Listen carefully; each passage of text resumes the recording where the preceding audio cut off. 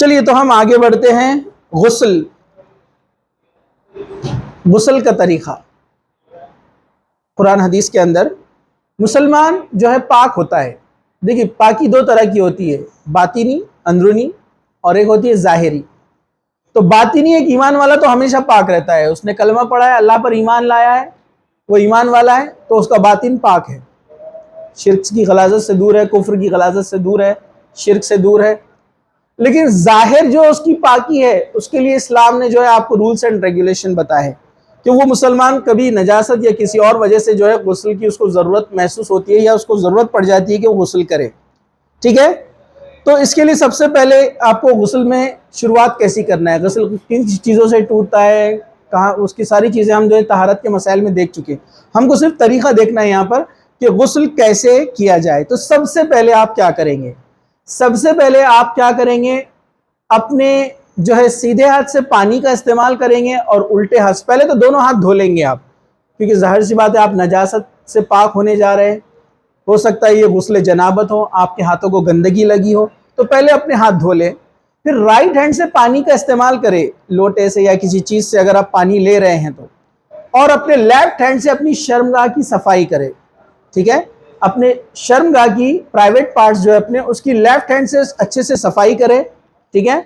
اس زمانے میں مٹی، ریٹھے وغیرہ یا کچھ چیزوں کا استعمال کیا جاتا تھا ہائیجین کے لیے، یعنی ایز اے اینٹی سیپٹک، ٹھیک ہے؟ اب آج کے زمانے میں بہت ساری چیزیں اس کے سبسٹیٹیوٹ اویلیبل ہے اپنے پاس، کون کون سے؟ صابن ہے، شیمپو ہے، اس کا بھی استعمال کیا جا سکتا ہے، اس کی اجازت ہے اسلام کے اندر، ٹھیک ہے؟ تو سب سے پہلے رائٹ ہینڈ سے پانی کا استعمال کریں گے اور لیفٹ ہینڈ سے اپنی پوری شرمگاہ کی جو ہے صفائی کریں گے۔ پھر اس کے بعد دونوں ہاتھوں کو دھو لیں گے۔ صحیح بخاری کی حدیث ہے وَغْسَلَ فَرْجَهُ وَمَا أَصَابَهُ مِنَ الْأَذَى، پھر اپنی شرمگاہ کو دھویا اور جہاں کہیں بھی نجاست لگ گئی تھی اس کو دھویا۔ نبی کریم صلی اللہ علیہ وسلم کے تعلق سے آتا ہے، ٹھیک ہے؟ کہ آپ نے اس طرح سے جو ہے اس کی صفائی کی۔ اور یہ جو ذاتی زندگی کے معاملات ہیں اللہ کے رسول صلی اللہ علیہ وسلم کے، یہ کہاں سے ملتے ہیں؟ ازواج مطہرات، یعنی آپ کی بیویوں سے۔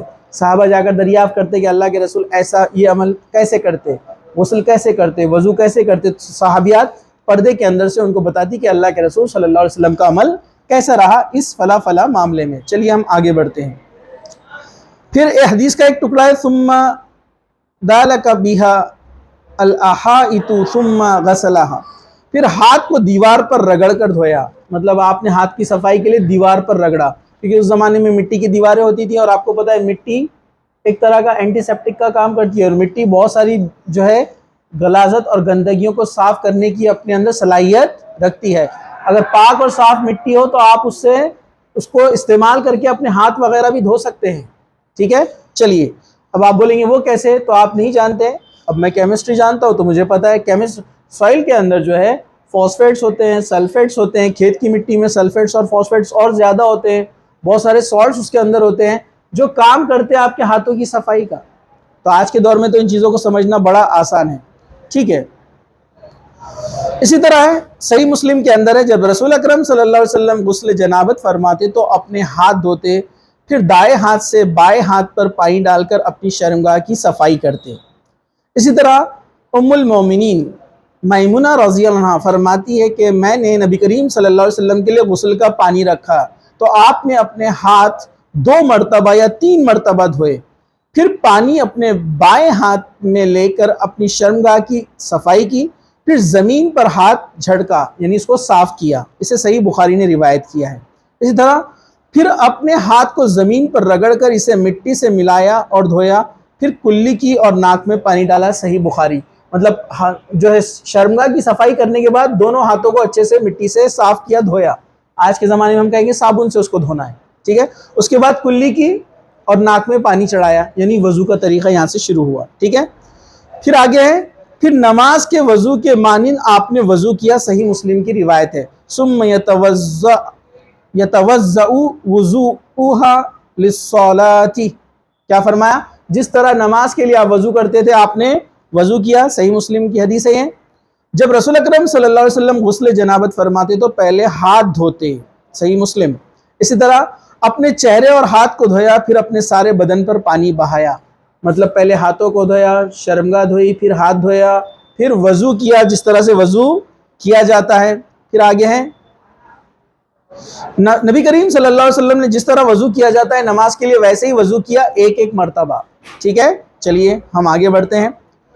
پھر پانی لے کر انگلیوں کو بالوں کے جڑوں میں داخل کیا، پانی لیا، سر میں پانی ڈالا اور انگلیوں سے کیا کیا، سر کے بال کے جڑوں تک آپ نے پانی کو اچھی طریقے سے پہنچایا۔ مطلب جب غسل جنابت کوئی کرے تو اس کو اپنے سر کے بالوں کی جڑوں تک پانی کو پہنچانا ہے، اچھی طریقے سے اس کو دھونا ہے، ٹھیک ہے۔ آگے چلتے ہیں۔ پھر صحیح مسلم کی روایت ہے، جب آپ سمجھتے کہ آپ نے اچھی طرح جڑوں میں پانی پہنچا دیا تو اپنے سر پر دونوں ہاتھوں سے 3 چلو پانی ڈالا، پھر 3 مگ، 3 چلو، 3 لوٹے جو بھی آپ کہیں گے، 3 بار پانی سر پر جو ہے بہایا، صحیح مسلم کی حدیث ہے۔